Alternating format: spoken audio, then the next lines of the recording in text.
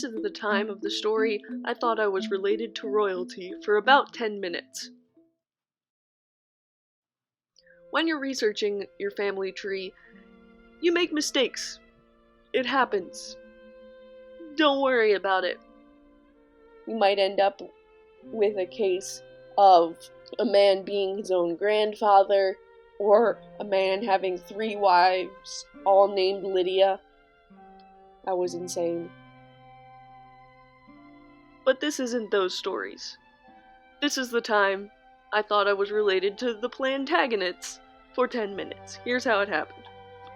I had been researching on my father's side of the family tree.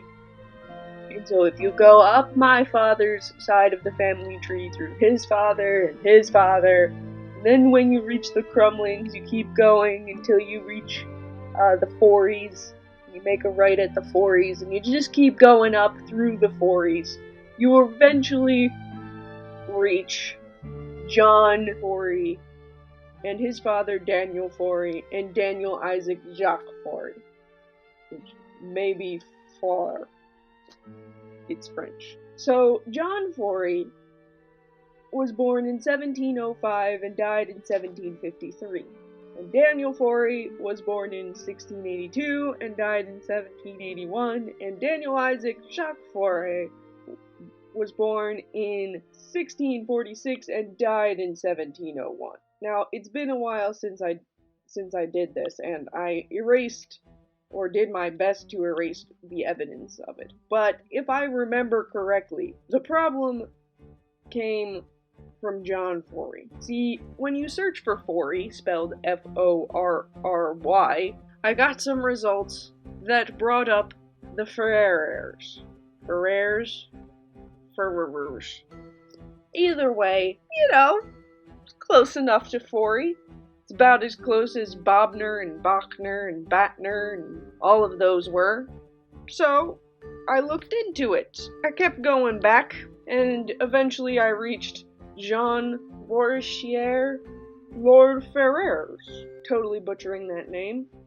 That sounded promising. He was born in 1415 and died in 1474. I was impressed. I had never been able to go back this far. He's born in Little Eaton, Essex, England. What's his father? William BOUCHIER Earl. Cool. Who's he married to? Oh my gosh. He's married to Anne Plantagenet royalty. And so, after him is Edward Plantagenet, King of England, Edward III. So, I start looking at portraits of the Plantagenets. So I started looking at all of these portraits of these people who I thought were my ancestors. I texted my mom, like, oh my gosh, we're related to the Plantagenets and Edward III. But then I realized something. You see, the father of John Forry is not that one that's related to Jean BOUCHIER, Lord FERRERS. Oh, no. That's not it at all.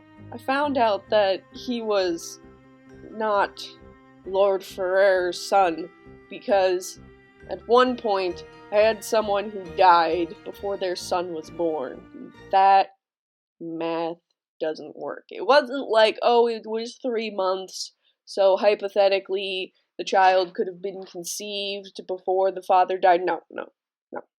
It was like 10, 15, maybe even 20 years difference.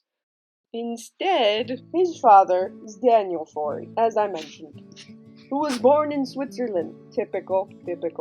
But less typical, his father, Daniel Isaac Jacques Forry, was born in France. Oh, irony of ironies. Either Daniel Isaac Jacques Forry or Isaac Jean Forry, when they came over to the United States, on the immigration record for occupation was one word. Peasant. Yes, Isaac Jean Forry was a peasant. And then his son, Daniel Isaac Jacques Forry, was a farmer. That sums up my family tree. You think for a second that you're related to the Plantagenets, but instead, your entire family is a bunch of peasant farmers.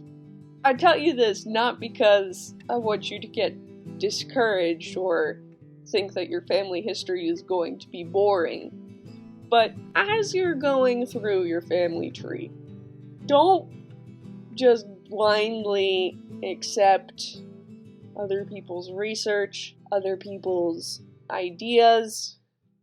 You might end up thinking you're royalty for 10 minutes, but just verify your facts.